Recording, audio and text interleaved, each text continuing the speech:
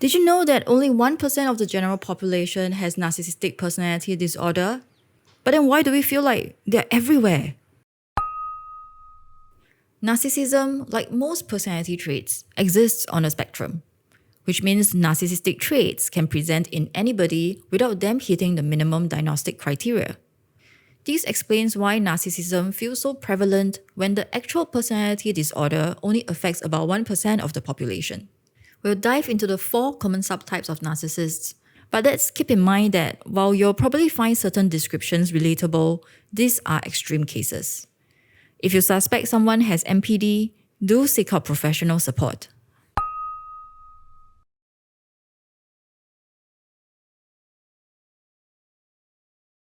The Grandiose Narcissist is your stereotypical Hollywood narc.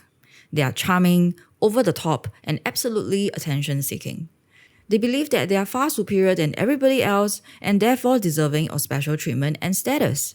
Unfortunately, this also means that they are often very successful in their careers because of how much they thrive in the spotlight, and if you have been working long enough, chances are you've bumped into one before. Because of how focused they are on their own needs, they tend to seek out opportunistic relationships where they can stand to gain something. In the workplace, a grandiose narcissist might take credit for team achievements and dismiss the contributions of others. In personal relationships, they often dominate conversations and expect constant admiration from their partners. So how do we deal with them? Simple. You have to be firm, but fair. The most straightforward thing to do in any toxic relationships is to maintain your boundaries. Make sure you set clear boundaries and be aware that you do not fit into their need for constant admiration. If you have to work with a grandiose narcissist, deter them by focusing on team-based accomplishments rather than individual accolades. If they still try to take credit, calmly reframe their narrative by asserting the group's efforts during meetings and follow through with public documentation of contributions through emails or shared platforms.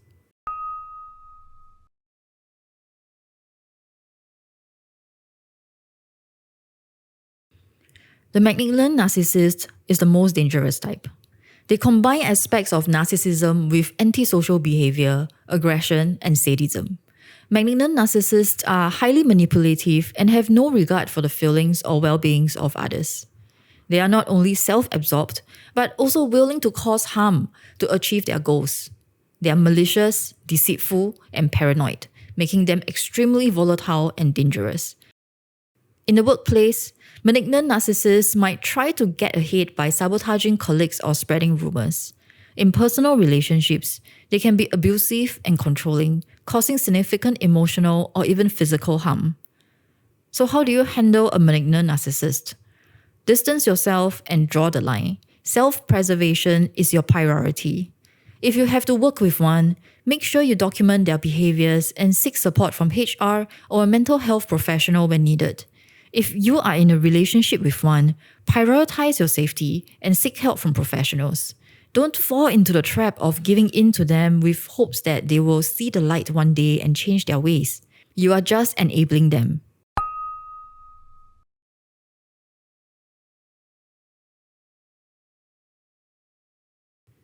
Let's move on to the stealthier types. Unlike the showy narcs, vulnerable narcissists are more introverted and sensitive. They too crave admiration and validation, but instead of being aggressive, they feel ashamed and anxious when they don't receive it. Vulnerable narcissists can be difficult to recognize because they don't exhibit the overt arrogance of the showy narcs. Most of the time, they appear shy or insecure, but it's obvious when they obsess over what others think of them. Even though they are passive, their need for validation can make them manipulative and difficult to deal with. At work, a vulnerable narcissist might take feedback very personally, becoming defensive or even withdrawing from team interactions. In relationships, they may constantly seek reassurance and validation from their partners, becoming needy and codependent. So how do we handle them? Treat them as a young adult who has moved out. Reinforce boundaries when they seek excessive reassurance. Give them constructive feedback in a gentle manner. Encourage them to establish their own inner support system so they can be less reliant on others for their self-esteem. For example, If a vulnerable narcissist friend frequently asks for validation, respond with positive reinforcement, but also encourage them to pursue hobbies or interests that allow them to independently build their self-confidence.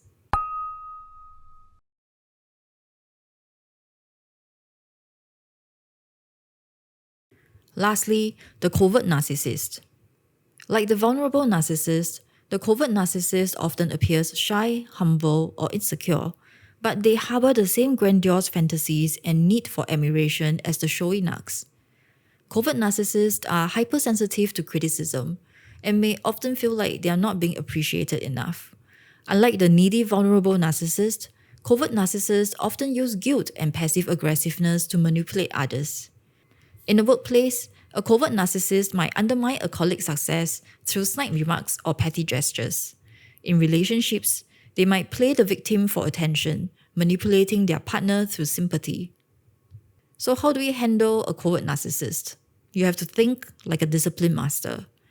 The main thing about covert narcissists is that they like to avoid responsibilities by claiming victimhood to avoid blame. Similar to how you will handle a grandiose narcissist, be firm but fair. Make sure you're not blinded by their victim narrative and put your foot down when you need them to be accountable. For example, if a friend frequently plays the victim and seeks reassurance, acknowledge their feelings, but also encourage them to take responsibility for their actions and learn to seek constructive solutions instead.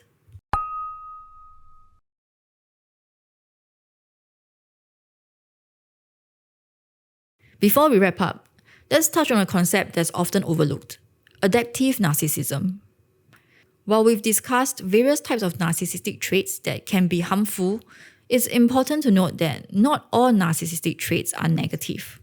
The 4 subtypes we've covered earlier falls under maladaptive narcissism. These are behaviors that negatively impact both the perpetrator and those around them.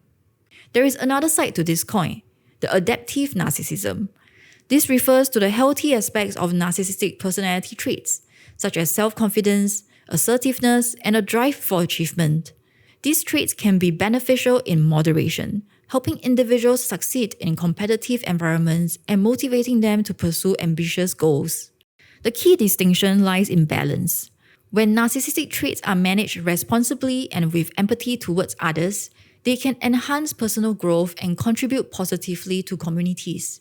For example, leaders with adaptive narcissistic traits may inspire teams, set bold visions, and navigate challenges with resilience.